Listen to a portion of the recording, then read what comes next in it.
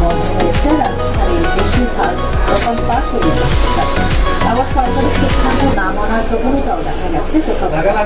জ্বালানি সাশ্রয় জনগণকে দ্রুতগামী হওয়ার আহ্বান জানিয়েছেন সরকারের রপ্তানিতে শীর্ষে।